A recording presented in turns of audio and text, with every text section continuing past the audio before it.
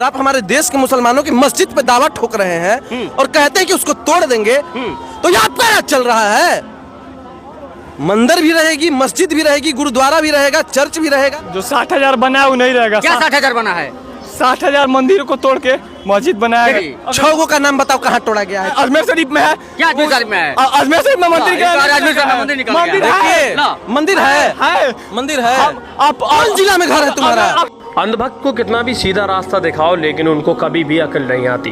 यही वजह है कि आज अंधभक्त जो है ख्वाजा गरीब नवाज रहमतुल्लाहि ताला अलैहि की दरगाह पर मंदिर होने का दावा कर रहे हैं। और सबसे बड़ी बात तो ये है कि उसके खिलाफ याचिका दायर कर दी गई है कि अजमेर शरीफ दरगाह का जो है सर्वे कीजिए। सर्वे के बाद आपको खुद पता चल जाएगा कि वहाँ पर ख्वाजा मोइनुद्दीन चिश्ती रहमतुल्लाहि ताला अलैहि की दरगाह है या फिर मंदिर है। जबकि काफ़ी लोग समझा रहे हैं कि ख्वाजा से पंगा मत लो वरना बहुत ज़्यादा भारी पड़ जाएगा, लेकिन इसके बावजूद अंधभक्त जो हैं पीछे हटने का नाम ही नहीं ले रहे। तो दोस्तों मैं आज आपको जो ख़ास वीडियो दिखाने वाला हूं वो देखिएगा कि किस तरह से ख्वाजा गरीब नवाज और खाने से जहर बाहर आ गया। जब जहर बाहर आ गया तो अंधभक्त क्यों नहीं बाहर निकल सकता?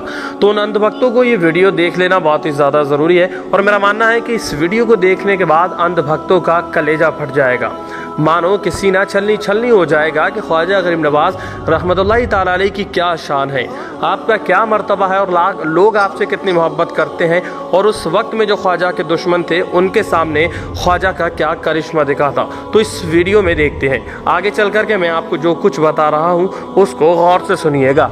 साथियों, सोचे समझे मंसूबे के मुताबिक राजा पुरुषोत्तम अपने मुसाहिबीन खास के साथ सरकार ख्वाजा गरीब नवाज रहमतुल्लाहि ताला अलैहि के काफिले में पहुंच जाता है और हुजूर सरकार गरीब नवाज रहमतुल्लाहि ताला अलैहि के हाथ जोड़ कर के आपको प्रणाम करता है। प्रणाम करते हुए कहता है कि ये हमारी खुश नसीबी है कि आप जैसा महात्मा हमारी रियासत में आया हुआ है। मेरी इल्तिजा है कि आप राजमहल की शोभा बढ़ाएं और हमें अपनी सेवा का मौका दें। उसने हज़रत ख्वाजा गरीब नवाज रहमतुल्लाहि ताला अलैहि से ये तमामी तरह की बातें कही जो कि पहले ही वो ये प्लानिंग बना चुका था और अपने लोगों के साथ आपके पास पहुंचा था। हज़रत ख्वाजा गरीब नवाज रहमतुल्लाहि ताला अलैहि ने कहा कि हम किसी राजमहल में नहीं ठहर सकते, ये ज़मीन ये आसमान हमारे लिए काफ़ी है, हमें कहीं जाने की कोई ज़रूरत नहीं है। लेकिन राजा पुरुषोत्तम बोला, ये आपने ठीक कहा है, आप जैसे लोग इस तकल्लुफ़ात को पसंद नहीं करते हैं, मगर ये इल्तिजा ही कबूल कर लें कि जब तक आप हमारे यहाँ ठहरें आप तमाम ही लोगों का भोजन मेरी रसोई से पेश किया जाएगा। हज़रत ख्वाजा गरीब नवाज रहमतुल्लाहि ताला अलैहि की बात सुनने के बाद वो चौंक गया, लेकिन उसने कहा ठीक है आप ना जाएं, लेकिन जब तक आप यहाँ रहेंगे आप तमामी लोगों के खाने का इंतज़ाम मैं करूँगा।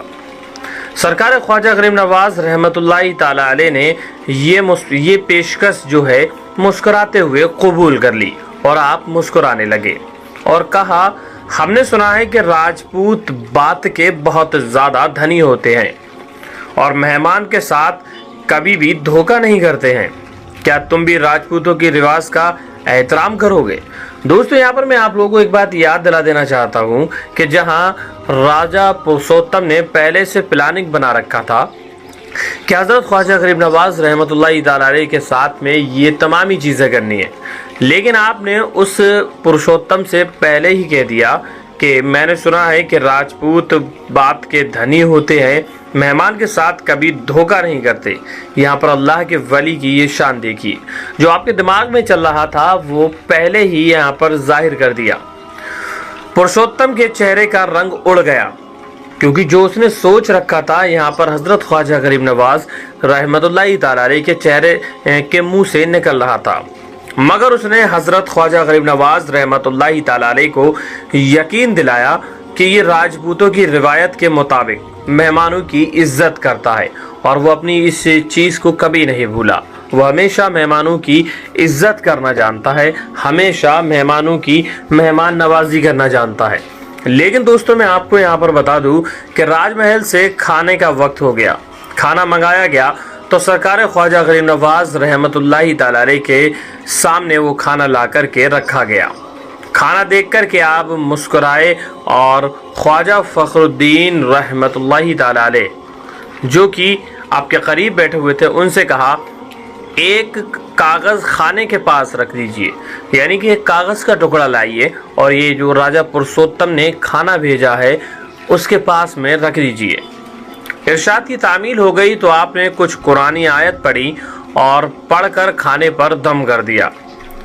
تو یہاں پر دیکھتے ہیں کہ کھانے کے اندر سے کچھ پاؤڈر سا نکلنے لگتا ہے، یعنی کہ کھانے میں جتنا زہر ملایا گیا تھا کھانے سے باہر نکل گیا، سفوک کی صورت میں کاغذ پر جمع ہو گیا، یعنی کہ دھول کی شکل میں یا پاؤڈر کی شکل میں کھانے کے اندر سے زہر نکلنے کے بعد ایک جگہ کاغذ پر جمع ہو گیا۔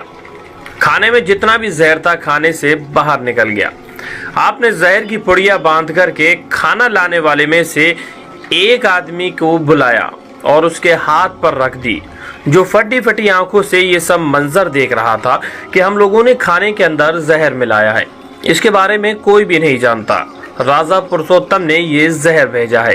لیکن یہاں پر یہ کیا ماجرا ہے کہ کھانا رکھ دیا جاتا ہے، کھانے کے برابر میں ایک اخبار یا پیپر یا کاغذ کا ٹکڑا رکھ دیا جاتا ہے، اور یہ اللہ کے ولی جن کو کہ حضرت خواجہ غریب نواز رحمۃ اللہ تعالی علیہ کے نام سے جانا جاتا ہے، یہ کچھ پڑھتے ہیں، پڑھ کر کے دم کرتے ہیں اور دیکھتے کیا ہیں کہ کھانے کے اندر سے کچھ پاؤڈر سا نکل کر کے ایک سائیڈ میں اکٹھا ہو جاتا ہے، اور حضرت خواجہ غریب نواز رحمۃ اللہ تعالی علیہ نے اس کی پڑیاں باندھ دی اور لانے والے شخص کو دی جو کہ پھٹی پھٹی آنکھوں سے یہ سب دیکھ رہا تھا۔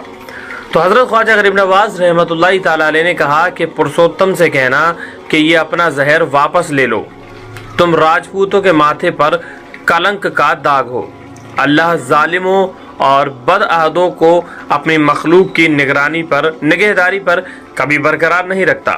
سرکار خواجہ غریب نواز نے اس شخص سے کہا جس کو زہر کی پڑیاں دی تھی۔